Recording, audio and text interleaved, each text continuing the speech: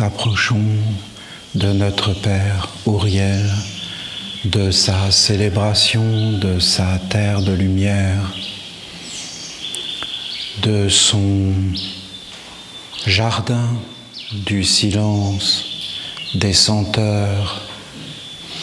Ça commence avec notre Père Raphaël et bien sûr le mois de mai. Et on peut voir la terre qui se lève comme le soleil, et c'est la terre des ancêtres, la terre des anciens, la terre fertile. C'est un grand respect, c'est un grand savoir-vivre sur la terre, c'est quelque chose de noble, c'est une continuité.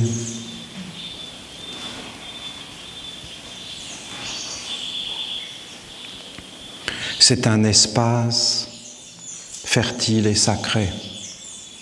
C'est un espace où vit tout ce qui est grand. C'est un espace pour l'immortalité. C'est la terre des vivants, la terre des anciens, la terre de la tradition, de ce que nous léguons aux générations futures. Cette terre, nous sommes en train de la faire apparaître à travers le jardin de la lumière, mais en réalité, c'est la terre de tous nos villages. Et tous nos villages devraient être dans cette terre intérieure, dans cette résurrection et cette vie. On commence à se confiner et à, en fin de compte, se retirer à la période qui va vers Pâques et avec le carême. Ce n'est pas quelque chose qui appartient au christianisme uniquement. C'est quelque chose d'universel, c'est quelque chose qui est dans la nature, qui est partout. Et en fin de compte, il se passe quelque chose là, de la résurrection. Et après, nous allons vers Uriel, c'est-à-dire vers la splendeur de la maman, vers la grandeur de la vie sur terre, vers le grand respect, vers le grand éveil de la mémoire, la sagesse du serpent, c'est-à-dire la mémoire des mondes, la tradition, le fleuve. Toutes ces choses doivent être vivantes, sinon nous ne sommes pas des êtres humains. Et la terre, quand on arrive à Uriel, alors on se pose réellement. Et là, tout est possible. Uriel, c'est la splendeur, c'est la grandeur, c'est réellement la perfection de tous les mondes. C'est l'accomplissement ultime, parce que tout est dans la paix, tout est dans l'immortalité, tout est dans l'âme, dans des mondes supérieurs. Et l'homme ne vit plus comme un corps, mais il vit avec l'autre corps. Il vit dans la grandeur, il est comme universel, il est libéré du mal. Uriel, c'est le gardien de la porte. Uriel, c'est celui qui libère du mal. Il n'y a plus le mauvais, tout est en ordre. Il n'y a que le bien commun, que le Père, en fin de compte, qui est le bien suprême et qui vit. Seul le Père est vivant, voilà, c'est Uriel. C'est cette lumière, cette conscience, cette grandeur. Et si l'homme atteint cette perfection du silence, d'être posé, alors il est à l'intérieur. Mais tout est vivant. Tout est vivant. Tout est important. Tout est empli de sens. Tout est empli de mémoire. C'est tous nos villages qui doivent être cette frontière et cet espace de la ronde des archanges que nous ouvrons. Nous ouvrons un espace dans le cœur, mais en réalité, nous voulons ouvrir un grand espace. Et nous voulons être à l'intérieur de cet espace et vivre dans cet espace. Et nous voulons amener la plénitude, la sérénité, nous voulons amener la grandeur et l'immortalité. Et l'inné, ce qui ne s'apprend pas, ce qui est au-delà, ce qui est dans la perfection éternelle et immortelle, et qui est plus grand que l'humanité et que les hommes. Car les hommes ne sont que des êtres sur la terre, comme les animaux, ou les végétaux, ou les minéraux. ni plus ni moins. Ils ont leur fonction, chacun a sa fonction. Mais il y a des mondes supérieurs. Il n'y a que Uriel qui peut réellement montrer ces choses. Parce que si vous regardez le grand archange Michael, il est avec les dieux. Si vous regardez le grand archange Raphaël, il est avec les archanges. Si vous regardez le grand archange Gabriel, il est avec les anges. Et Uriel, il est avec les hommes. Et en fin de compte, Uriel, il est l'accomplissement de l'homme. Et vous pouvez le visualiser parce qu'en réalité, c'est à la fois la terre qui est fertile, mais ce n'est pas la terre où on peut mettre des graines dedans. Parce que cette terre, bien sûr qu'elle est importante, mais en réalité, c'est la grande terre qui n'est pas visible et que l'homme doit faire apparaître par ses yeux, par ses oreilles, par sa parole, par ses gestes. Et en fin de compte, c'est l'idée que l'homme doit être éveillé. Uriel, c'est l'homme qui est éveillé dans la conscience, mais pas dans la conscience simplement du corps, mais dans la conscience de tous les mondes et de toutes les influences, et notamment les influences de ses yeux, de ses oreilles, de son souffle, de sa parole, de ses gestes, de ses pieds. Car l'homme qui marche sur la terre, en réalité, est un créateur et enfante la terre de demain. Uriel, c'est l'homme dans son rayon éveillé, individualisé, et qui est un créateur dans tous les mondes, et qui fait apparaître la splendeur de l'âme, de l'intelligence supérieure, et surtout de la grande mémoire, de la mémoire de ce qui est immortel, et qui dégage, en fin de compte, de l'identification à la mort. Uriel, c'est la victoire sur la mort. C'est en fin de compte le soleil qui se lève et qui est plus grand que le corps. Et quand nous voyons le soleil se lever, nous voyons cet être de la lumière qui apparaît et qui est immatériel et qui emplit tous les mondes de sa présence. Et en réalité, il n'est pas physique. Il est comme un être de feu, il est comme un être spirituel. Si vous regardez bien le soleil, en réalité, il n'a pas réellement de corps, même si on le voit. Et il est partout parce qu'il éclaire dans l'infini, puisque la lumière est sans frontières, sans limite. Et au-delà du temps et de l'espace, elle voyage pour l'éternité. Donc le soleil est un fécondateur d'éternité, de splendeur et de grandeur. Et tu peux entrer là. Alors il y a des sentiments nobles. Et tu vis dans des mondes avec les anges, avec les archanges et avec les dieux. Et tu ne peux pas être séparé. Tu ne peux pas être un humain. Voilà, ça c'est le grand message d'Uriel. Parce qu'un humain tel qu'on le conçoit, c'est un être qui est séparé et qui vit comme il en a envie, sans réfléchir, comme ça, sans comprendre ce qui vient vers lui. Alors que l'homme doit être dans un éveil et doit être en harmonie avec les anges, les archanges, les grandes lois et les dieux immortels. Et l'homme, dans son corps, n'est qu'un instrument. Et quand tu entres vraiment dans la terre d'Uriel, tu t'aperçois qu'en réalité, tu es un ange et que tu es un messager. Un ange, ça veut dire messager, si on le traduit. Angelo, ça veut dire messager. Un messager. Tu es un porte-parole. Tu es un porteur de messages. Tu es un porteur de monde. Tu transmets un monde. Tu es un messager d'un monde. D'un monde. Mais de quel monde? Et là, tu dois être en éveil de toutes ces choses, et c'est Uriel. Alors, tu dois être un messager des mondes supérieurs, des anges. Des anges de Dieu. Dieu, la différence entre l'amour et la haine, entre la plénitude et le mécontentement, ce n'est pas les mêmes messages. La maîtrise et le désordre, la maladie et la santé. Les humains aujourd'hui sont confinés par la force, mais nous, les Esséniens, ça fait des années que nous nous confinons et que nous proclamons que l'humanité est malade et qu'il faut nous en préserver, parce que ces maladies sont contagieuses.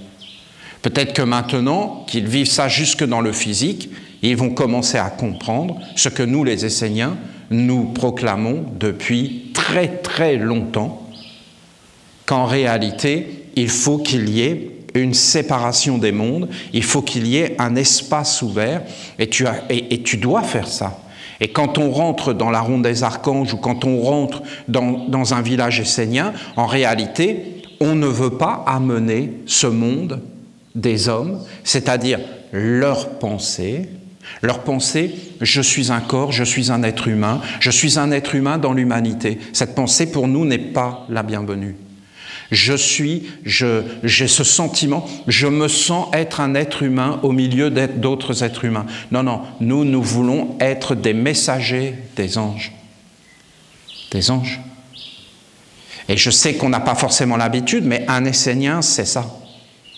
Et je peux vous dire que ce n'est pas très bon de se sentir un être humain, parce qu'en réalité, c'est une maladie.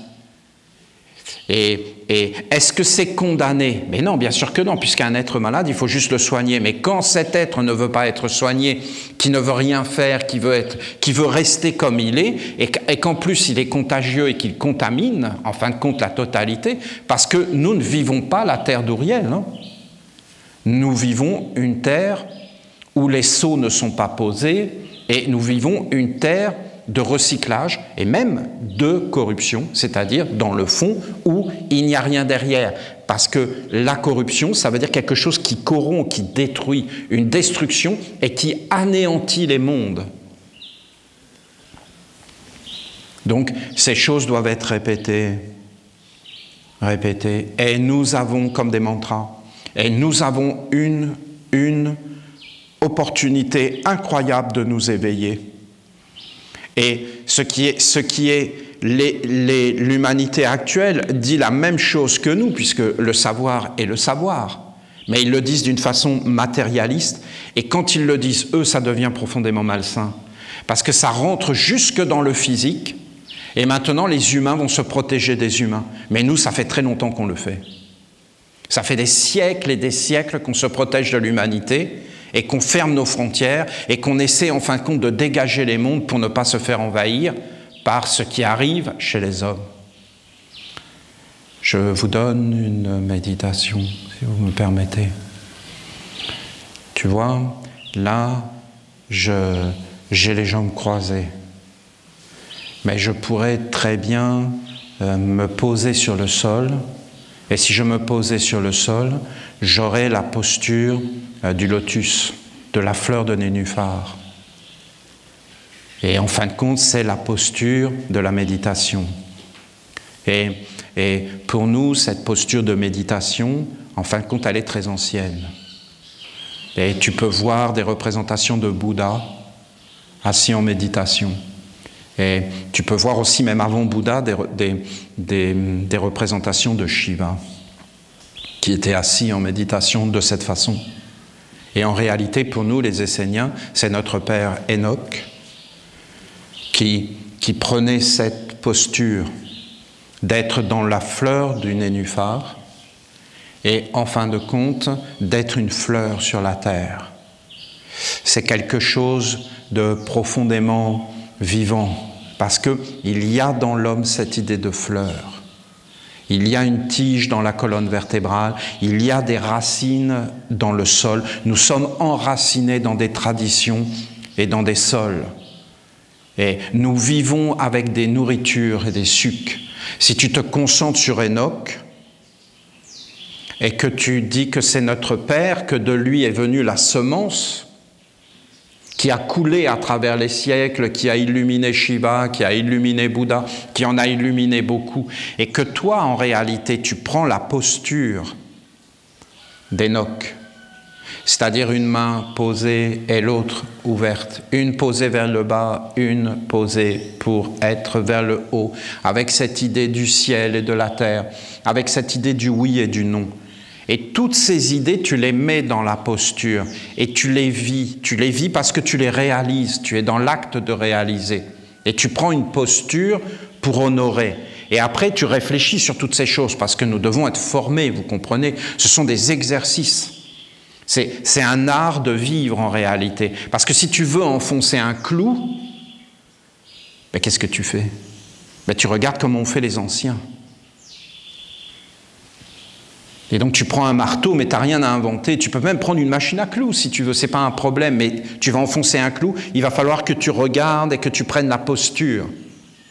Il va falloir que tu fasses le geste, et que quand tu fais un geste, tu n'es jamais isolé. Ce n'est pas toi qui inventes un geste, c'est quelque chose qui te relie à la tradition, à énormément d'êtres, à des égrégores, à des génies, à des mémoires. Et en fin de compte, ces mondes sont là. Quand tu plantes un clou, quand tu fais des crêpes, quand tu cultives des ananas, tu n'es pas seul. Penser qu'on est seul, c'est pas bon. À chaque fois que tu fais quelque chose, essaie d'inclure l'humanité. Mais Olivier, on doit se séparer. Non, on doit avoir l'amour. On se sépare pour ne pas être contaminé. On crée un espace du cœur pour aider, mais nous sommes dans la générosité, vous comprenez? Nous ne sommes pas des séparatistes en réalité.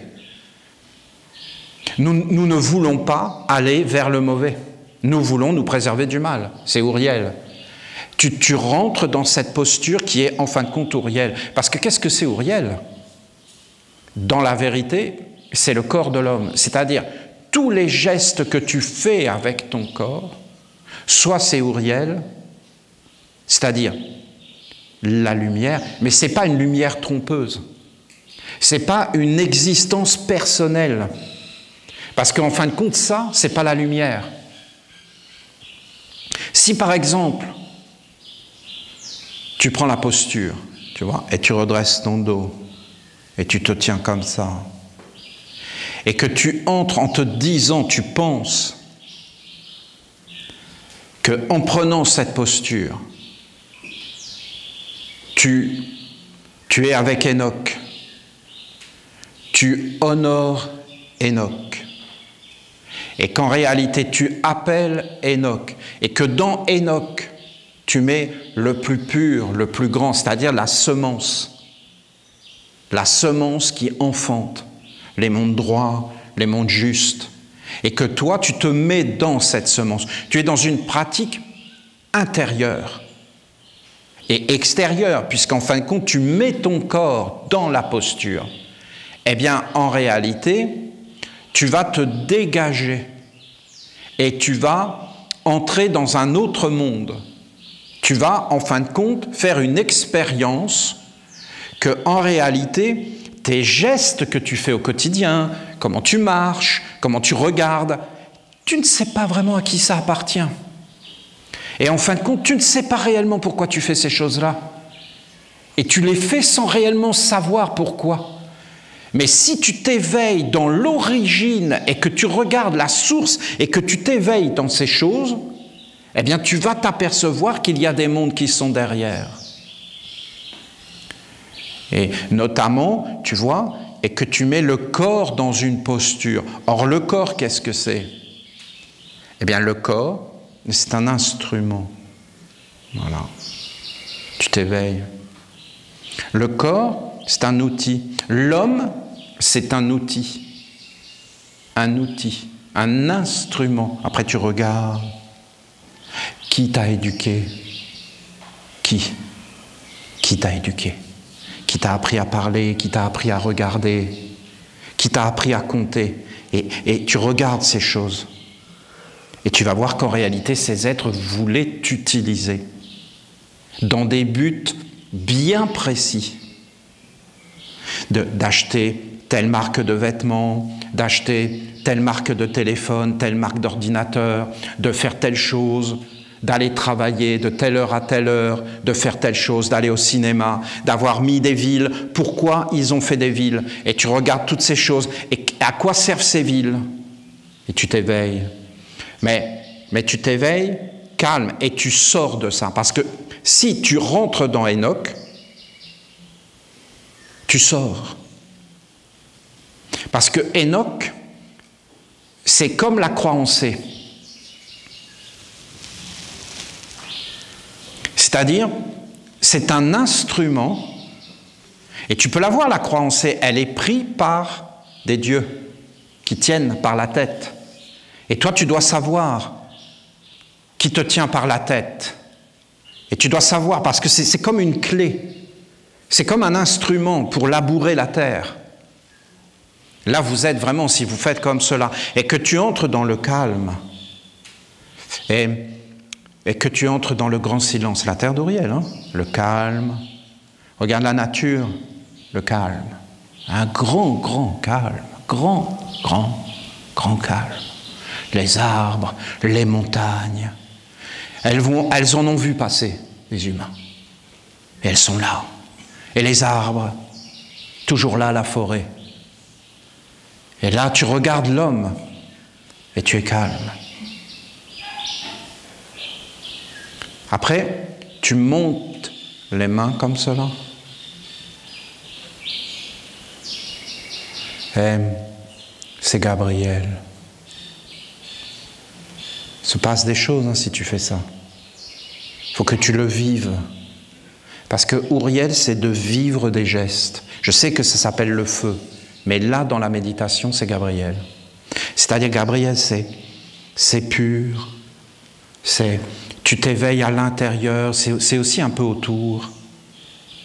Et tu t'éveilles, tu vois, tu es posé, et tu t'éveilles.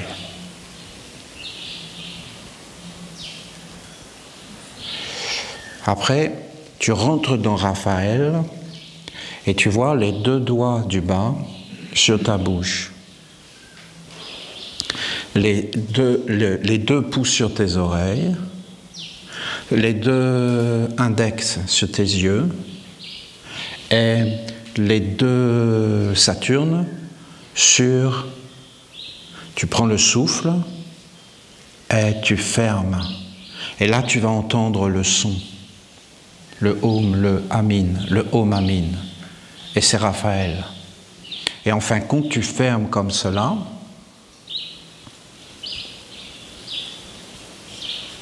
Et tu fermes.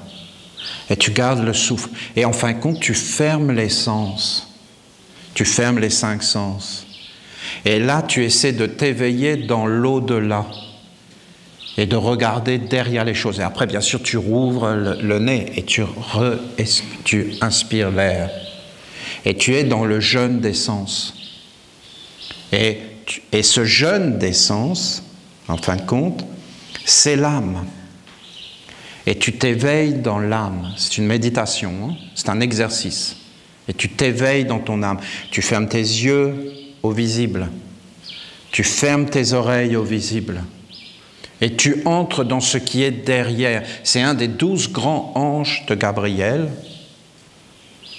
qui est le cachet. Et là, tu entres dans le silence et tu entres dans l'au-delà, dans l'invisible, par ce mouvement.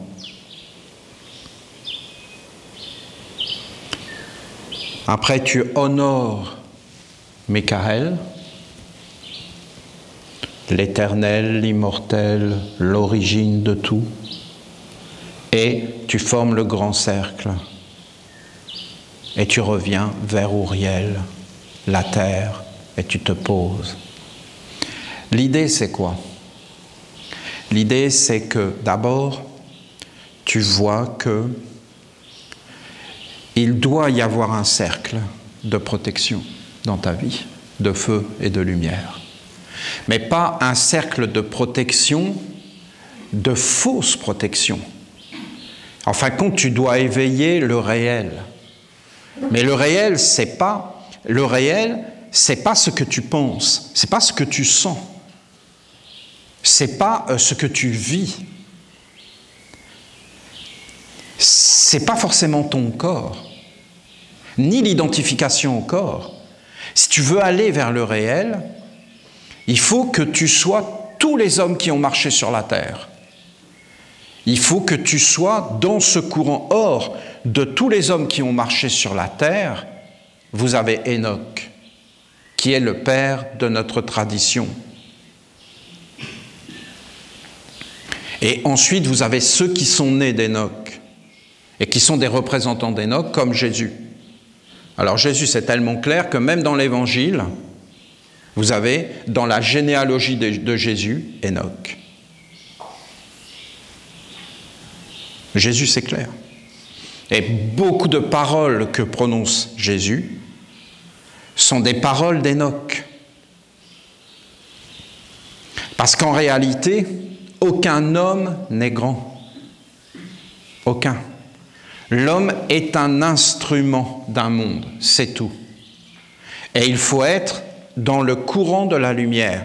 Après, quand tu vas vers les hauteurs et que tu fermes les sens, c'est pour entrer dans l'universel, dans la splendeur, dans la grandeur, dans l'illimité. Tu dois rentrer dans l'illimité, dans la grandeur. Après, tu vas trouver ton rayon. Et tu vas revenir vers le corps. Et tu as des choses à faire qui peuvent être de planter des ananas, qui peuvent être de planter un clou. Tu comprends ? Mais tu vas le faire d'une certaine façon. Parce que quand tu vas dans la terre de lumière, tu peux voir qu'il y a 2 serpents. Il y en a un qui fait tourner la roue d'une certaine façon, et en fin de compte, ce serpent, il va amener toujours des choses inachevées. Mais c'est réel, hein, dans le sens que quand tu es jeune, tu ne peux pas le voir. Mais quand tu vieillis, tu le vois. Parce qu'en fin de compte, quand tu vieillis, il apparaît de plus en plus et de plus en plus. Mais comment ? Mais à travers les œuvres que lui a posées. Pas toi, lui. Et ces œuvres sont mortes. Mortes. Et tu regardes ta vie et tu vois qu'un être a vécu et a fait des choses qui ne t'appartiennent pas et qui ne t'appartiendront jamais. Et en fin de compte, c'est une mémoire morte et sans aucune possibilité d'éveil et d'accomplissement et de plénitude. Et en fin de compte, ça conduit vers une extinction et tu t'aperçois que ces choses que tu as faites, qui sont vivantes maintenant, parce que c'est une mémoire, eh bien tous ceux qui viennent derrière toi reprennent cette mémoire. Parce que quand vous fermez les sens, il y a des esprits, des génies des mémoires, des esprits, des consciences, des forces. Tu penses fortement que tu es un être humain. Mais essaie d'enlever cette pensée et d'être dans le silence et d'être un arbre, d'être un oiseau, d'être une pensée élevée. Essaie de t'élargir. Essaie de ne pas être enfermé. Et tu vas voir que tu peux faire des expériences. Et tu vas voir que derrière tes pensées, derrière les mémoires qui ont été mises en toi, par des fois des êtres pervers, hein, qui ont amené le mal, qui ont amené l'enfermement. Et après toute ta vie, tu vas être là-dedans. Et tu ne peux plus t'en sortir, parce que ce sont des êtres qui viennent, c'est des images. Essaie de te rappeler les mémoires de ce que tu as vécu. Tu vas voir, une mémoire, la Madeleine de Proust, c'est quoi ? C'est il mange une Madeleine et il y a tout un monde qui revient. C'est un monde de quoi ? C'est un monde de force, de sentiments, de pensées, d'état d'âme, d'images, des images vivantes qui reviennent pour t'emmener vers le bas, te faire vivre toujours les mêmes expériences et t'enfermer. Et après, vous en avez d'autres qui vont vivre ça. Ça, c'est pas la terre d'Auriel.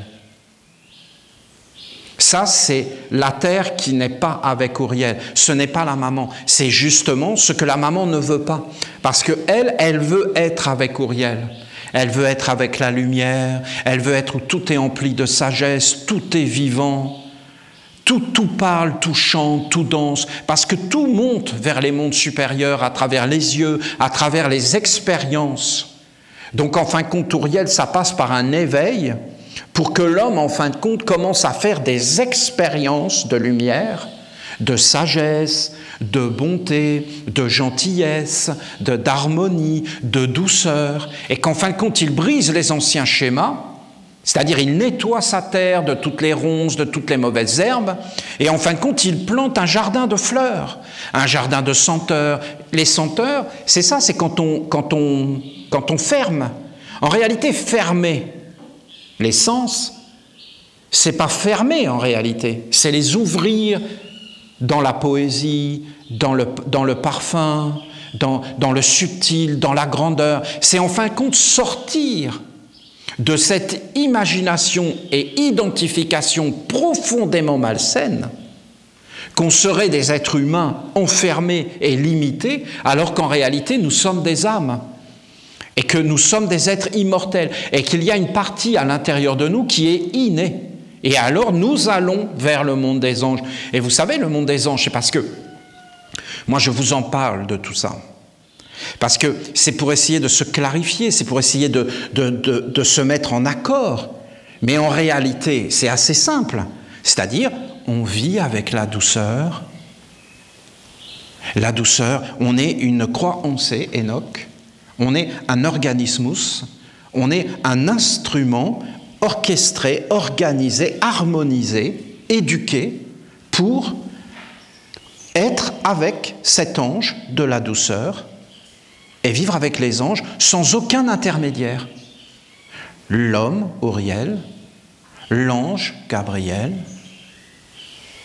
l'archange Raphaël, la divinité, Michael, et il n'y a pas de séparation, c'est une unité, et en réalité, je manifeste la douceur, la bonté, jusque dans mes pieds, parce que Uriel, c'est jusque dans les pieds. Parce que Uriel, c'est le pied. C'est le pied qui se pose. Parce que quand le pied se pose et touche, le sens du toucher, eh bien en réalité, il amène la tradition, le chemin, la splendeur, et il féconde. Il féconde. Donc c'est la fécondation. C'est pas rien, hein, la fécondation, parce que ça veut dire que c'est la vie. Et Uriel, c'est la vie. Dieu, c'est la vie. Ce sont des mots. Et que nous disions Dieu, et ça devient très abstrait, mais que nous disions la vie, et ça devient très abstrait. Hein. Parce que la vie, elle nous traverse, mais on ne sait pas vraiment qui elle est, qu'est-ce qu'elle fait, où elle va. Et même maintenant, ça devient très très limité, parce que dans le fond, on va parler d'énergie, mais c'est très rare. On va parler de magnétisme, mais aujourd'hui, c'est de plus en plus rare.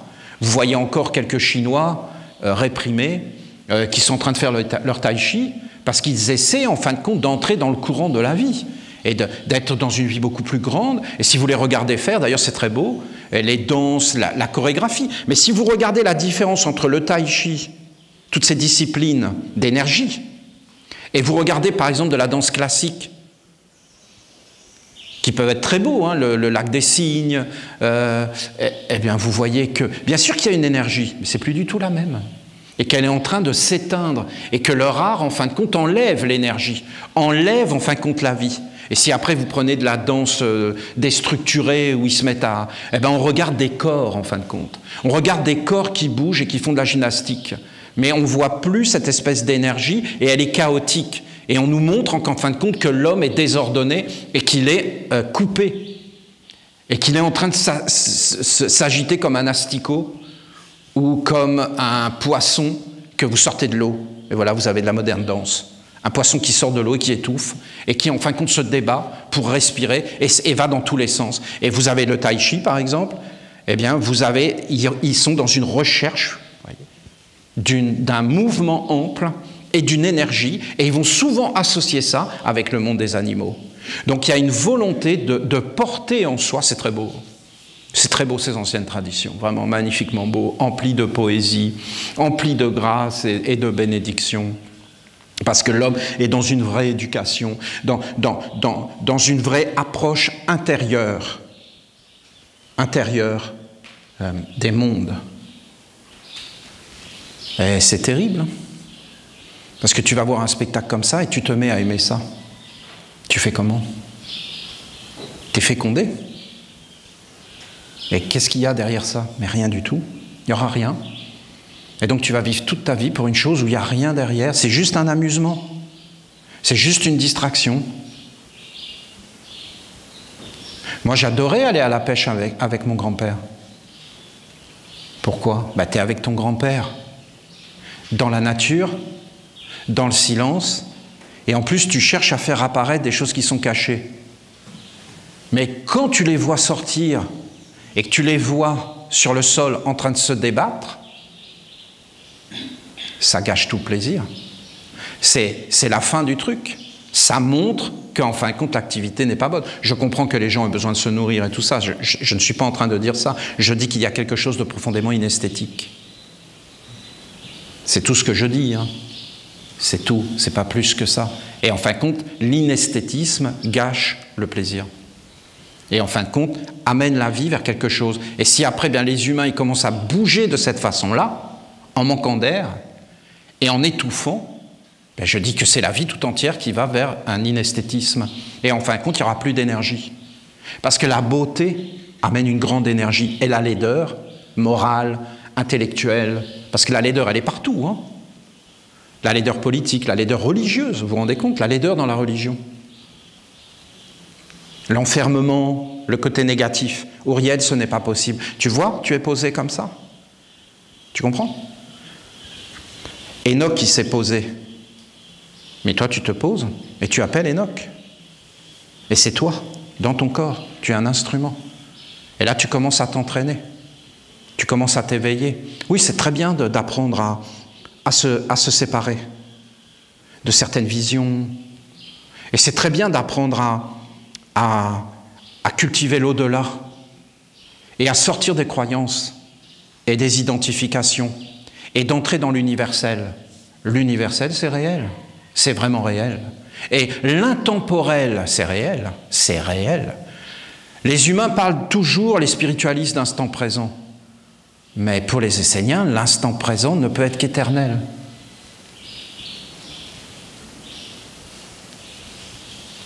Et nous, ça ne nous intéresse pas en réalité. C'est même profondément dangereux. Ces idées sont dangereuses, profondément dangereuses, parce qu'elles vont conduire vers un égoïsme. Vous vous rendez compte? L'instant présent, ça veut dire qu'il n'y aurait pas de passé ni de futur, ça veut dire que je fais n'importe quoi, il n'y a pas de conséquences. Donc je vais vivre, me sentir vivre, juste pour moi. Mais moi, c'est qui? Ben, je ne sais pas. C'est une ignorance totale, c'est une absence d'éveil, c'est une régression. Voilà. La terre d'Uriel apparaît, c'est une terre animiste. C'est une terre de magie. Si on parle de magie, d'animisme, on parle automatiquement de contrôler l'instrument, sinon ça devient n'importe quoi et on va amener n'importe quoi dans la vie. Or là, en réalité, c'est de cette façon. Voilà, je voulais vous transmettre cette méditation. Ça me rajeunit un peu. Ça me rappelle le temps où je méditais avec vous. J'aimais bien, hein. Je vous guidais dans des méditations. Peut-être je devrais refaire. Ce serait bien, hein. Enfin, je vous guiderai dans la méditation et je vous ferai voyager.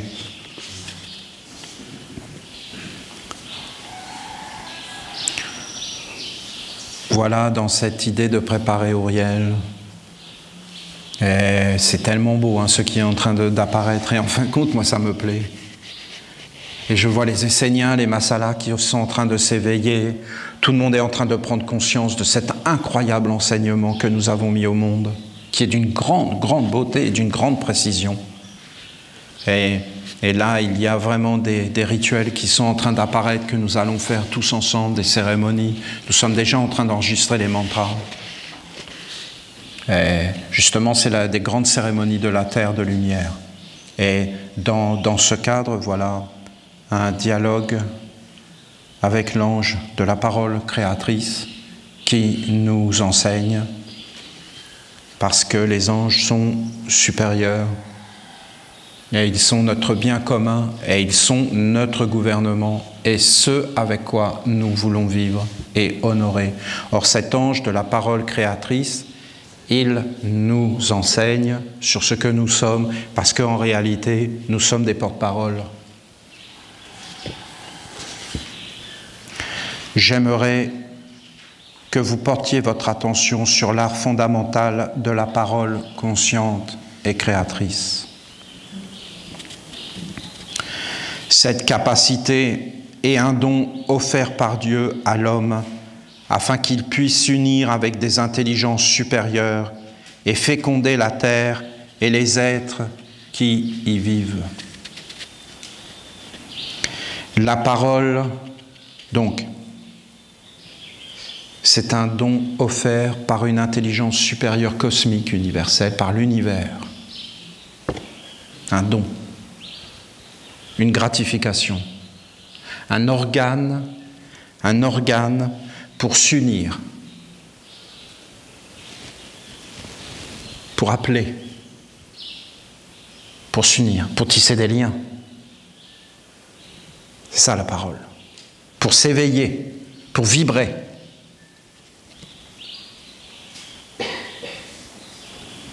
Et féconder.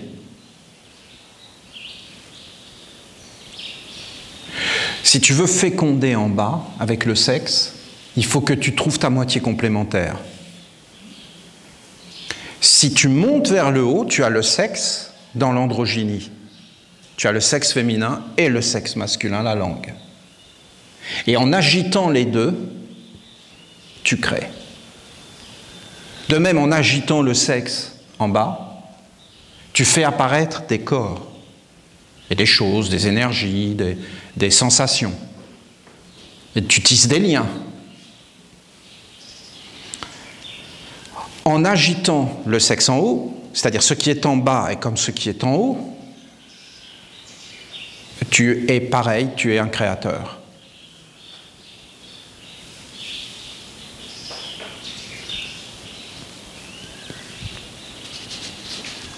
Rien que ça, hein? Non? Rien que ça. Ça suffit, hein?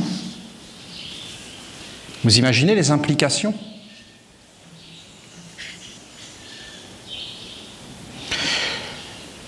Tu fécondes la terre, et les êtres qui y vivent.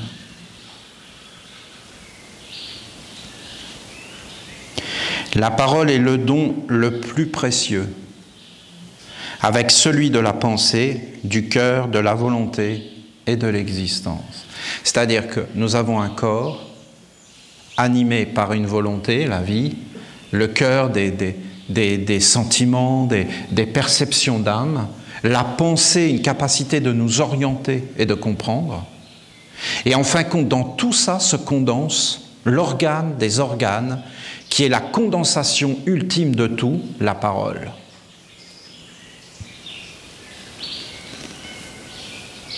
Et qui dit, en fin de compte, qu'est-ce que l'homme? Et qui tu es? Et qu'est-ce que tu fais? La parole est comme le condensé de tout et la force qui permet l'acte créateur. Elle est le don des dons, car c'est elle qui donne une âme. Une âme. Une âme. Elle donne une âme. Une âme. Elle anime.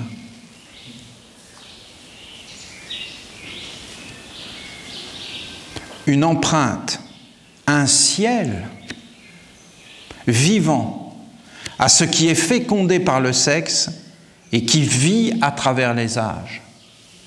Donc, à travers le sexe, nous faisons couler le fleuve. Quand tu vois un humain qui marche, en réalité, il a été animé par le sexe à travers les siècles. Et quand tu vois un fleuve, enfin, quand tu vois un humain qui marche, et un humain qui marche, c'est un fleuve. Et ce qui anime ce fleuve, c'est la parole des êtres qui marchent. Et ça donne une âme ou ça l'enlève. Et ça amène un fleuve boueux et asservissant, malade, contaminé.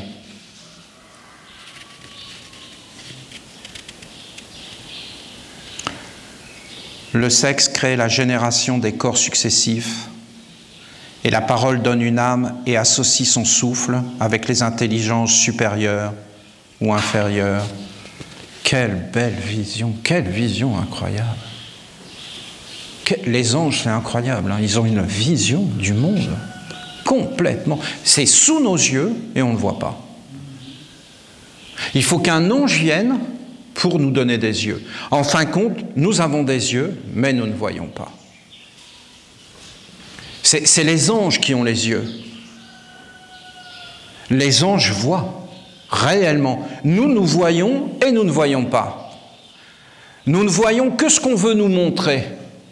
Donc nous ne voyons pas.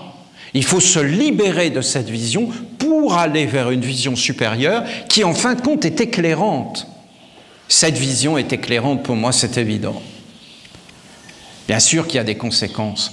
Et bien sûr que les humains gouvernants ne voudront jamais accepter de telles paroles, même si elles sont devant leurs yeux. Est-ce que vous vous rendez compte des implications ?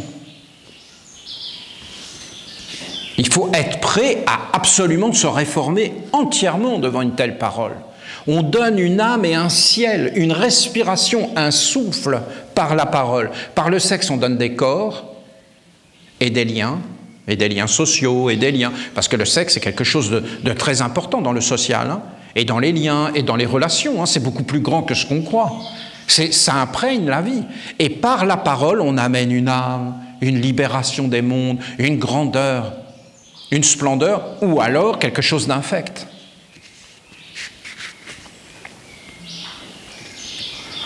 La parole possède le pouvoir de féconder l'être qui est né d'une lignée pour le donner à la lumière ou aux ténèbres. Comment elle fait? Mais c'est dans les sens. Elle va agir dans les sens et elle va agir dans les mondes subtils. Et elle va créer des mondes dans les mondes subtils qui vont ensuite imprégner les sens et polluer la vue, l'écoute. Et tu ne peux même plus parler à une personne. Rien n'est compréhensible. Tu ne peux même plus entendre. Tu perds tes sens. Tu perds le goût. Tu perds la capacité de te guider toi-même, l'odorat. Tu perds beaucoup de choses. La parole exprime la vie intérieure et les atmosphères secrètes qui entourent les êtres. Voilà, c'est très clair, mais il faut quand même méditer. C'est très précis, c'est chirurgical. Elle est la manifestation de ce qui est vivant dans l'invisible et elle révèle le caché. Soit la parole est sage et posée. Alors elle engendre dans tous les réceptacles qui l'accueillent la nourriture qui féconde dans la plénitude de la lumière. Cela ouvre le ciel et aussi le chemin de la bonne destinée. Cette parole devient une expérience vivante à l'intérieur de l'homme qui la reçoit, une force libératrice. Par elle, l'homme s'individualise et il devient à son tour celui qui parle avec sagesse, qui féconde les mondes et les conduit vers la libération. Recevoir et transmettre une telle parole s'appelle la tradition des sages. Là, vous voyez, c'est ce qu'on est en train de faire. Et vous voyez bien que la sagesse ne vient pas des hommes, mais elle vient des mondes supérieurs.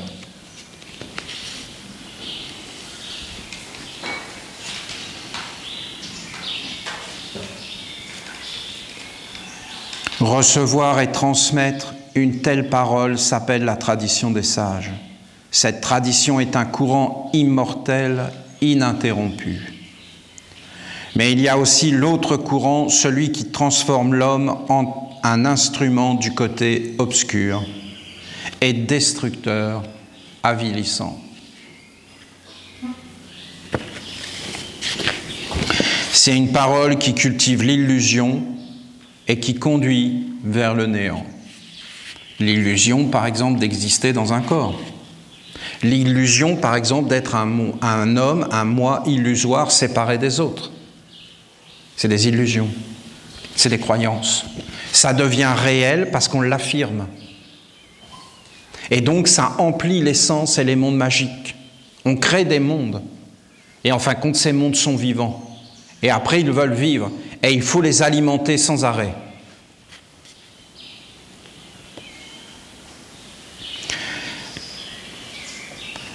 La parole est souvent inconsciente. Elle n'a pas d'âme. Et celui qui la prononce ne la vit pas de l'intérieur. Il n'en a pas fait l'expérience et ne possède pas la lumière sage. Il parle par automatisme ou alors pour mentir et tromper. Il peut utiliser certains mots précis pour s'unir avec des mondes pervers. C'est pour votre sécurité, c'est pour votre bien. Nous travaillons pour la paix. Oh, c'est grave. Que les humains gouvernants disent n'importe quoi, les humains gouvernés s'en moquent. Mais quand on commence à les confiner, là ils disent « Oh ben non alors », parce que ça rentre dans leur vie réelle, ça devient réel. C'était un mensonge avant, ça sera un mensonge après, et là, ils s'aperçoivent que c'est faux, et qu'on leur raconte n'importe quoi, qu'il n'y a pas de santé, qu'il n'y a pas tout ça, qu'il n'y a pas d'argent, que tout est faux. Mais ils ne veulent pas le voir, ils ne veulent pas s'éveiller. Que ce sont des paroles qui ne veulent rien dire. Et si vous regardez comment ils font, bien vous pouvez voir ces choses. Après, vous avez l'autre parole. Où elle est? Où elle est, cette autre parole? Eh bien, à l'origine, elle était prononcée, par exemple, par Bouddha. Et elle a été prononcée aussi par Jésus. Nul ne va au Père sans passer par moi. C'était les paroles de la mère. Après, regardez par exemple Jésus. Ils ont créé, construit des églises, des cathédrales, partout. Là, par exemple, vous vous promenez dans la nature, vous allez voir partout, là, partout dans les montagnes, des églises. Pourquoi ils ont construit ces églises? Parce qu'ils voulaient prononcer les paroles et les amplifier à travers des bâtiments comme des antennes relais. Mais ces êtres ont pris ces paroles, comme par exemple les bouddhistes, ils ont pris les paroles de Bouddha et ils ont mis dedans un grand esclavage. Et ils l'ont fait en disant « ça va nous sauver » et en fin de compte il faut asservir. Et ils ont tissé des atmosphères entières, des âmes d'asservissement. Et les êtres ont commencé à être comme dans le « c'est ma faute, c'est ma grande faute, il faut expier ». Et en fin de compte, tu ne peux pas aller, c'est la foi, et des choses comme ça. Et en fin de compte, ça les a écrasés. Aujourd'hui, est-ce que la parole est dans les religions? Mais non, voyons. La parole aujourd'hui est dans le culte de la lumière et dans la ronde des archanges. Et ils vont dire oui, c'est prétentieux, mais en réalité c'est comme ça. La parole, elle est là. Ah, et alors comment je fais? Tu rentres dans le culte, tu te présentes devant la statue du recyclage. Et là, tu regardes le recyclage. Ton corps, il va au recyclage. Tes pensées qui viennent du monde des hommes ont recyclé. Tu rentres dans le triangle des invocations, tu regardes les esprits, les mémoires qui sont derrière. Si c'est des mémoires qui sont associées au recyclage, ça ira pas plus loin. Tu te présentes devant les deux gardiens, le oui et le non, et les sages, qui eux ont appelé l'éternel, l'immortel, l'impersonnel, le don de soi pour ce qui est beau, pour ce qui est grand, universel. Tu rentres dans le cercle de la prière. Là, c'est le cercle de la bonté, c'est le cercle de l'union d'un homme avec un monde supérieur, dans tout ce qu'il y a de noble. Est-ce que c'est fermé? Non, tous les êtres peuvent se mettre à genoux, peuvent se mettre debout, peuvent sauter, grimper à un arbre et se mettre à être dans la prière. Prier son père et sa mère, être dans un état de parler avec toi. Je t'en prie, tu peux être perdu, je vais te demander de l'aide. Est-ce que tu pourrais m'aider? Ben, je suis désolé de vous le dire, mais c'est grandement beau pour moi. C'est grandement beau. Et là, tu entres, et après, est-ce que c'est toi qui vas dire des paroles? Mais non, voyons. Est-ce que c'est moi qui vais dire des paroles? Moi, Olivier? Mais non, voyons, je ne suis pas un sage. Les anges sont sages. Nous prononçons les paroles éternelles, immortelles des anges, des archanges, les psaumes. Et nous récitons les psaumes en étant impersonnels, en étant immortels, en étant dans la grandeur, en étant dans la beauté, dans l'offrande. C'est des sentiments, c'est comme un éveil, c'est comme un don de soi, c'est comme un outil. Et après, nous sortons, nous faisons notre acte, nous allumons la flamme pour Michael, nous faisons brûler de l'encens pour Raphaël, nous lavons notre cœur, notre pensée, toutes ces choses. Il y a aussi Uriel, mais Uriel, c'est la totalité du culte de la lumière, en réalité, c'est tout ce qui apparaît. Et en fin de compte, nous sommes toujours avec ces quatre, et nous prononçons la parole. Pas comme les chrétiens, pas comme les bouddhistes. Nous la prononçons en étant formés. Les chrétiens, ils l'ont eu, ce texte, ils l'ont eu. Au commencement était le Verbe. Et un Dieu était dans le Verbe, et un Dieu naissait du Verbe, et un Dieu était dans la parole, et un Dieu pouvait vivre dans la parole, un Dieu du bien ou un Dieu du mal. Mais ils n'ont fait que réciter pour endormir, pour éteindre. Et après, ils sont devenus des esclaves, des suppliants. Délivre-nous du mal. Mais commence par t'éduquer, par apprendre à parler, par savoir qui tu es. Mais non, ils se sont donnés à ces mondes-là. Est-ce que c'est une critique? Non, c'est une chute. Est-ce qu'on peut chuter? Mais toi, tu peux chuter, moi, je peux chuter. Dire que la chute n'existe pas, c'est vraiment raconter n'importe quoi. On peut chuter. On peut se faire attraper par un mauvais esprit, n'importe qui. Et c'est quand on chute qu'on voit les amis qu'on a, s'ils vont te juger, s'ils vont t'écraser, s'ils vont t'achever, s'ils attendent que tu sois par terre pour t'achever. Moi, je vous garantis qu'il y en a plein qui attendent que je tombe pour m'achever. Hein. Et je comprends l'idée. Et alors, qu'est-ce qu'ils sont bêtes?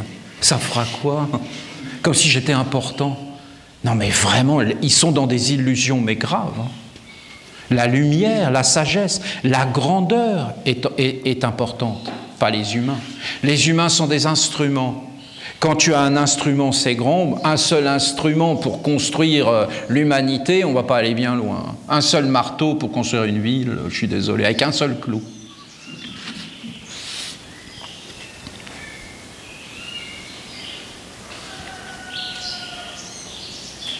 La parole inconsciente, elle n'a pas d'âme, eh bien, super, c'est super. Heureusement. Heureusement qu'elle n'a pas d'âme, elle en a un petit peu, c'est ça le problème. Et celui qui la prononce ne la vit pas de l'intérieur. Donc quand tu rentres dans le culte de la lumière, je ne parle pas de la vie quotidienne, hein. Ça c'est une autre histoire. Hein. Il faudrait vraiment être dans une grande maîtrise. Hein. Je te parle du culte de la lumière, moi c'est que ça. Hein. Il n'en a pas fait l'expérience, il ne possède pas la lumière sage. Il parle par automatisme ou alors pour mentir et tromper. Pour s'unir avec des mondes pervers et féconder des territoires dans l'ignorance et le manque d'intelligence, d'expérience, de clarté. Les territoires dont je parle sont bien évidemment des humains qui sont offerts au néant par la parole et à l'esclavage par la fécondation de telles paroles envoûtantes qui t'enferment. Et tu vas vivre avec, parce que la parole est créatrice, c'est ce que dit l'ange. Il y a plein de façons de parler, hein. On peut parler avec les yeux, on peut parler avec des gestes, on parle. Vous, Esséniens, vous devez connaître cette science du verbe parler, et entrer dans la discipline du culte de l'immortelle lumière et de la récitation des psaumes. En fin de compte, nous avons notre activité principale. Et tout ce que nous faisons dans notre vie est tourné vers le fait que nous voulons réciter les psaumes. Et nous, bien sûr, nous sommes des privilégiés, puisque nous, les archanges les ont récités pour nous. Et nous étions dans les temples en train d'accueillir la parole de Dieu. Mais pour moi, l'ange là, c'est une parole de Dieu. Donc il faut la réciter. Pour nous faire un corps, pour la vivre de l'intérieur, humblement, gentiment, juste la réciter. Et la transmettre au monde entier, pas la réciter pour soi, mais pour la donner, pour l'offrir. Qu'elle emplisse les mondes. Par le sacrement de la ronde des archanges et la réception de la Bible du nouveau commencement, vous portez la noble fonction d'être des prêtres de Dieu sur la terre. Il faut que vous sachiez que la cérémonie, le rite de la transmission de la Bible, qui a été fait pour la première fois sur la terre d'Italie, non mais moi je ne peux pas vous dire, c'est impossible pour moi de vous dire, impossible. C'était, j'ai aucun mot pour vous dire sur la terre d'Italie. Le rite qui a été fait par les Esséniens, pour moi, c'est historique. Et je vous ai parlé de la mémoire et de toutes ces choses. Mais ce qui s'est passé là, à ce moment précis, c'est d'une beauté. Mais d'avoir vu des choses pareilles, c'est grandiose. Et ce rite est un des plus beaux rites des Esséniens qu'on a amené sur la terre. C'est une des plus grandes victoires. C'est une écriture d'une perfection incroyable. Une précision, une perfection.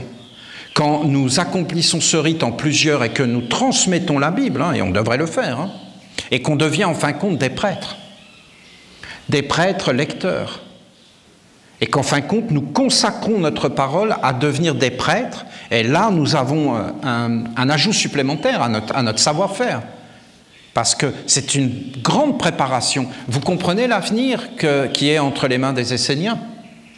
C'est que ces textes devront non seulement être étudiés, mais transmis, et qu'on devra créer des prêtres, des mages, qui sont des lecteurs, et qui savent en fin de compte lire des textes pour les féconder dans la magie et amener une âme de lumière, de bonté, et toute la sagesse des archanges. Et de faire vivre les archanges dans la pureté, l'impersonnalité. Et je peux vous garantir qu'on doit vraiment être éveillé. Et que quand je vous parle des anciennes religions qui ont chuté, c'est pas pour dénigrer. Parce que la vraie vérité, c'est que moi, personnellement, Olivier, votre ami, j'aime ces religions. Profondément. J'aime le christianisme, j'aime le bouddhisme. Et je l'ai montré. Et c'est parce qu'elles ont chuté qu'en réalité, on doit être dans l'éveil. Le voir et ne pas reproduire les mêmes erreurs. Mais faire le travail qu'elles ne font plus. Et les inviter à nous rejoindre pour faire le travail qu'elles ne font plus. Et est-ce que c'est possible de les ressusciter? Non, elles sont mortes. Et si elles veulent plaire à Dieu, qu'elles disparaissent.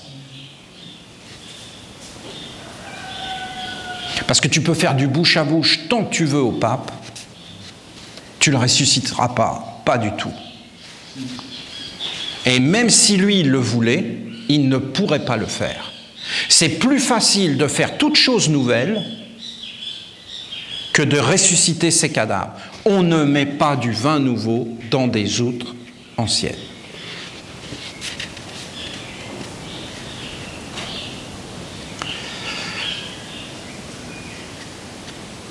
Vous savez que les humains, là, tous les chrétiens, tous les bouddhistes, tous les musulmans, ils rentreraient dans la nation essénienne, ils commenceraient à réciter les psaumes. Ça y est, c'est fait. Et vous verrez qu'il n'y a personne de supérieur à quelqu'un d'autre. Parce que nous honorons le prophète. Et bien sûr, nous honorons le Christ roi. Et bien sûr, le grand Bouddha. parce qu'ils sont vraiment dignes d'être des fils d'Enoch. Par le sacrement. Donc vous voyez le sacrement de la ronde des archanges, le sacrement des prêtres lecteurs, de recevoir la Bible sur la tête, de la recevoir dans les mains, les pieds, et vous avez les deux courants sur les côtés, non, c'est grandiose. Et tout ça doit être étudié, compris, éveillé et transmis. Et les êtres doivent être formés et accompagnés. Parce qu'il y a plein d'habitudes qui veulent que les humains ne fassent pas. Il faut qu'on crée des organes pour qu'en réalité, maintenant, la parole soit de nouveau célébrée. Ce nom de prêtre est sacré. Et vous devez le porter avec dignité, honneur et puissance. En étant des prêtres et des mages, vous avez la responsabilité de vous éduquer, de vous former, de cultiver le savoir qui apporte la bénédiction, le bien, et la libération des mondes. Le bien, c'est aucun homme ne peut revendiquer le bien. Le bien, c'est la présence de notre Père lui-même. Et quand une chose est bien faite, c'est que le Père est présent. Seul le Père amène le bien. Aucun homme, même avec la meilleure volonté, ne peut faire le bien si le Père n'est pas là. Le Père, c'est le bien. Aucun homme. Moi, par exemple, je veux faire le bien. Si le Père n'est pas là, je ne peux pas faire le bien. Le bien, c'est que le Père est là et que c'est lui et que c'est sa volonté, l'unité des mondes. Monter à l'autel, c'est-à-dire au pupitre, pour accomplir le culte de l'offrande, de la parole à Dieu, est un des actes les plus essentiels de la vie d'un homme sur la terre. Qu'est-ce que c'est beau! Ça touche le cœur. Et quand tu le fais, tu es tout de suite dans la grandeur. Et c'est un acte réel que tu fais avec ton corps. Je vous dis, on s'approche d'Ouriel, hein, ça c'est vraiment Ouriel. Hein. On est en plein dans son monde. Prenez-en conscience et entraînez-vous à prononcer la parole qui fait vivre la lumière sage sur la terre et dans le corps de toutes les créatures vivantes. Par la parole, on donne une âme à tous les êtres. C'est Ouriel. Réécrivez le monde. La parole offerte par le culte doit être grande, universelle, conduisant tous les hommes et tous les êtres à acquérir une âme et à entrer dans l'expérience vivante de la transmission du savoir plus grand que la mort. Lorsqu'un prêtre prononce la parole, il est l'incarnation de la lumière éternelle. Non mais écoutez ce qu'il va dire. Il donne toutes les clés. On ne peut pas dire que nous, les Esséniens, nous ne sommes pas bénis. Non mais à ce point-là, lorsqu'un homme prononce la parole, il te dit comment il faut faire. Il ne faut pas que ce soit toi qui prononce la parole, il faut que tu sois la parole. Donc, qui est l'obstacle? Ben, les hommes. Si tu enlèves l'homme, tu prononces la parole en étant ce qui est dit. Tout de suite. Et en le vivant à l'intérieur. Et en le manifestant à travers ton corps, comme d'un instrument purifié, libéré en fin de compte de cet empoisonnement et de cette mauvaise identification. Il est le porteur de la vérité et il la manifeste. Il est l'expérience des mondes qui se transmet. Il est la belle sagesse qui éclaire tout et conduit tout vers l'accomplissement ultime. Donc la bonne façon de prononcer par exemple les paroles d'Ouriel, c'est d'être Ouriel.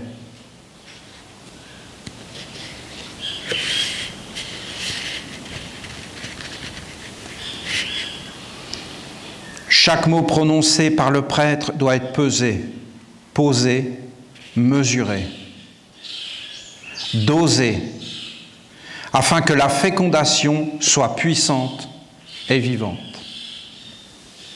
Cette fécondation est mondiale, universelle, éternelle. C'est la terre d'Ouriel.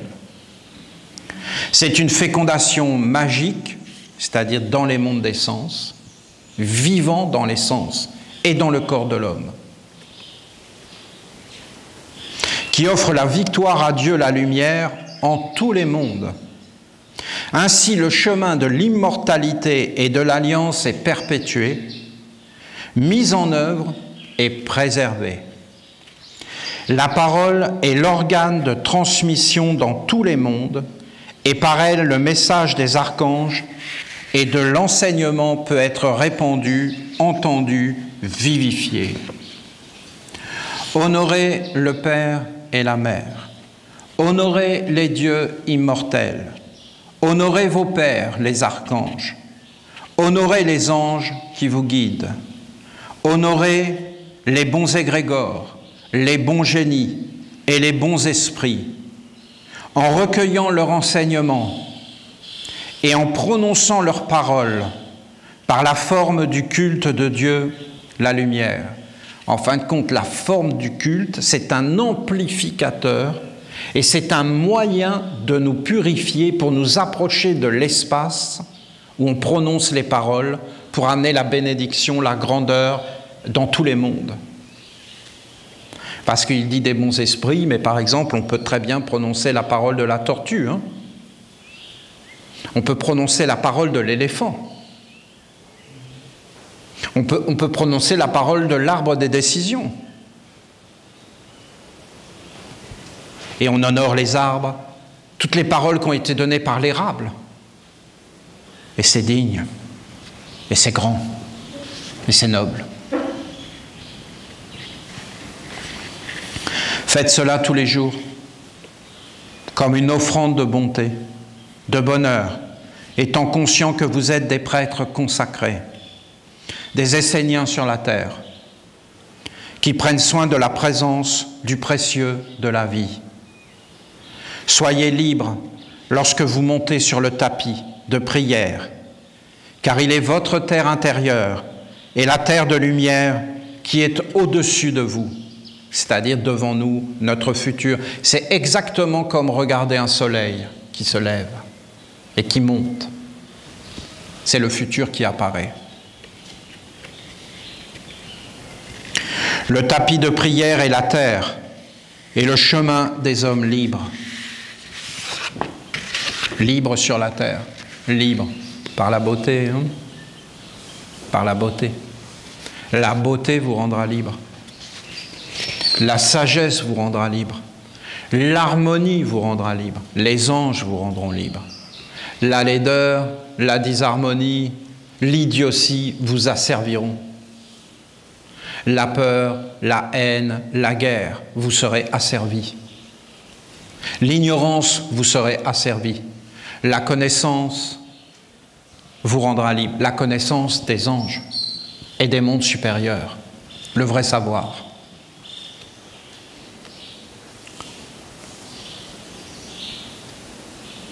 Parler, fondamentalement, c'est l'alliance avec l'intelligence qui vous affranchira du mauvais. Et c'est la mise en œuvre de l'intelligence par la parole magique qui vous conduira dans la création et l'action créatrice. Parler, c'est manifester l'intelligence. Parler, c'est mettre cette intelligence en action et c'est donc se créer un corps de sagesse qui ouvre la porte à la terre d'Uriel, la terre de lumière des immortels. Par la parole, vous ouvrirez l'œil. Donc en parlant, tu ouvres l'œil. Vous sentez votre œil? Vous sentez toutes les images? Toutes les compréhensions, toutes les perceptions? C'est un courant de lumière.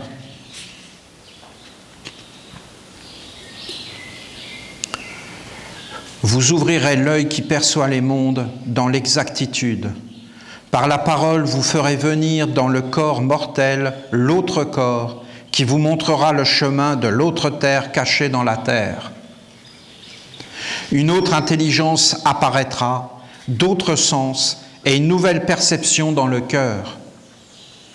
Entraînez-vous et vous constaterez par l'expérience et la pratique que la parole est un outil sacré, un chemin qui conduit vers un autre monde. Éveillez-vous par la pratique du culte et ensuite apprenez à contrôler votre parole et vos paroles dans la vie quotidienne. Mais il ne faut pas commencer dans la vie quotidienne, vous comprenez? C'est pas possible.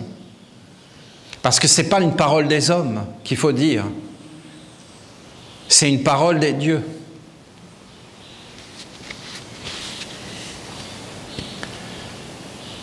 Des anges. Par exemple, celle-là.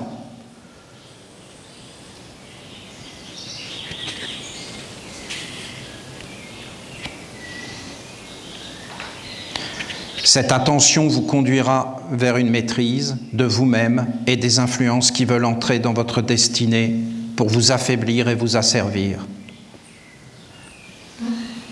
Par le contrôle de la parole, vous éviterez un grand nombre de problèmes dans votre vie mortelle. Apprenez le bon dosage en tout et comprenez la fécondation des mondes. Je transmets ce savoir uniquement à ceux qui portent le digne nom d'Esséniens, en conscience et résolument, et qui ont été consacrés par la ronde des archanges à la noble fonction de prêtre et de mage de Dieu.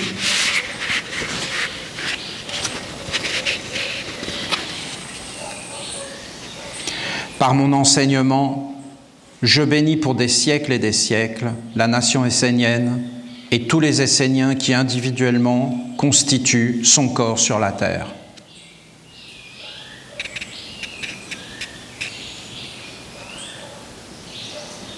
Par le culte de la lumière et la récitation des psaumes, la nation essénienne est liée à mon être, à ma présence et à ma science de la parole créatrice qui fait vivre Dieu dans tous les mondes.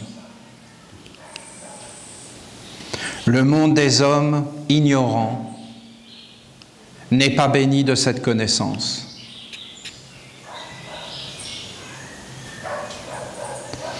Il ne sait pas reconnaître et utiliser justement ce don précieux de la parole qui a été prêté à l'homme pour qu'il donne naissance à la divinité et qu'il fasse apparaître son royaume et son gouvernement sur la terre.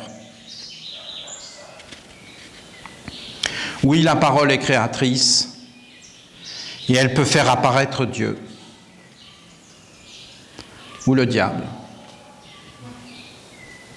c'est-à-dire le malheur, la pauvreté, pas s'exciter avec le diable, hein. C'est juste la pauvreté, le malheur, la chute, la bêtise gouvernante, voilà, la puissance des armes, c'est-à-dire la lâcheté. Avoir une arme, c'est être un tricheur. C'est vouloir être plus fort que l'autre avec des moyens fabriqués. Alors que si on se bat avec ses poings, on se bat avec honneur.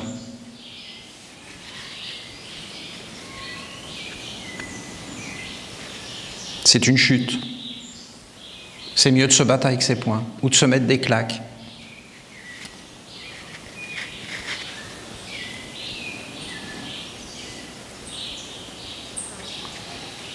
Oui, la parole est créatrice et elle peut faire apparaître Dieu. Ce qui est grand dans la parole, c'est que si elle est inconsciente, ignorante, automatique, soumise aux diverses influences du moment, alors il n'y a pas réellement de force et de portée en elle. C'est une protection, hein. Il y en a quand même, hein. Ça veut dire que si tu montes sur le tapis et que tu parles en conscience, que tu es éveillé, que tu sais ce que tu fais, que tu le fais librement, ça devient phénoménal. Que c'est des paroles de lumière, ça devient phénoménal. Donc la force est donnée à la sagesse et pas à la stupidité. Et si les humains arrêtaient la stupidité, ça s'arrête. La sagesse est omniprésente.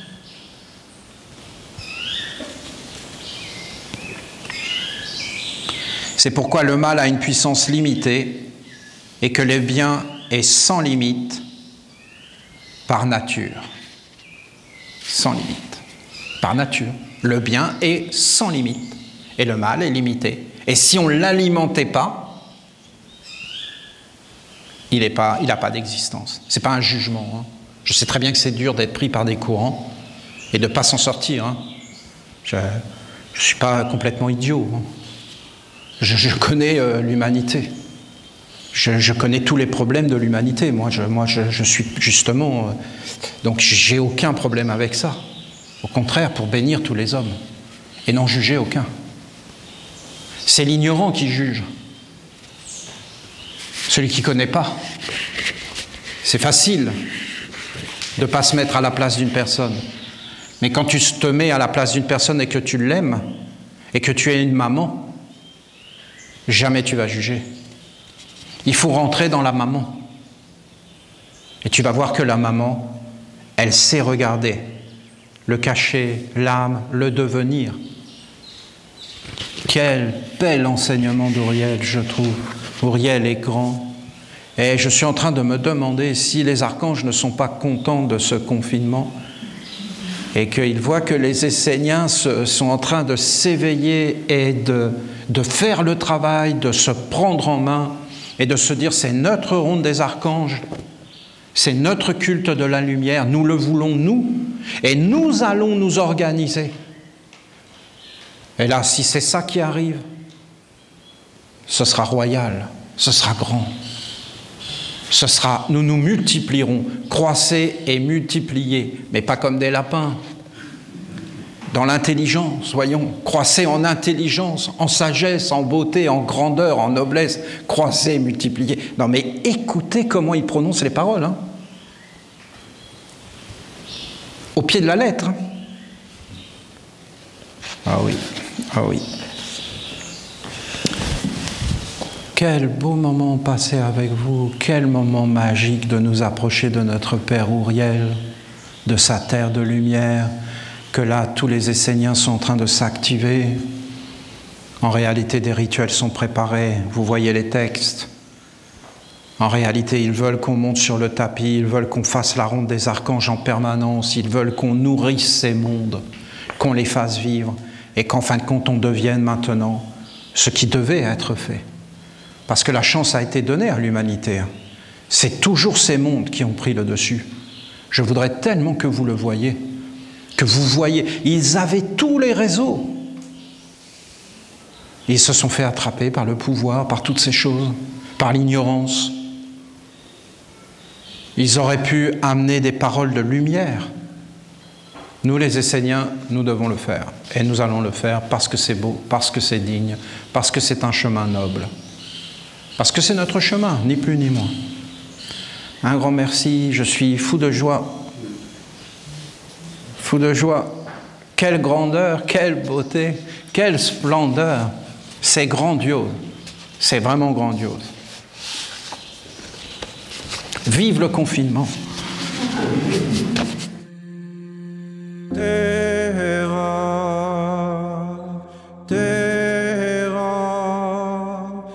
Señor,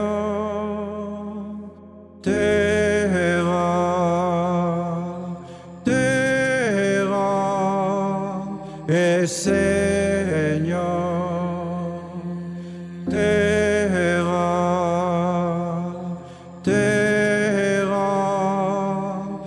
Señor, terra,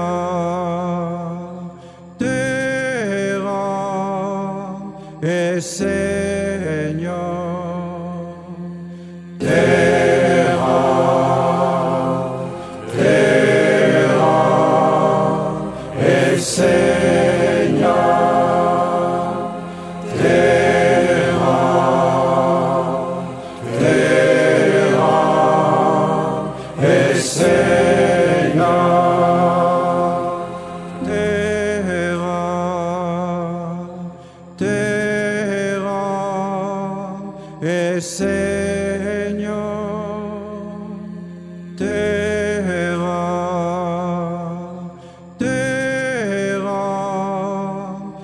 Señor.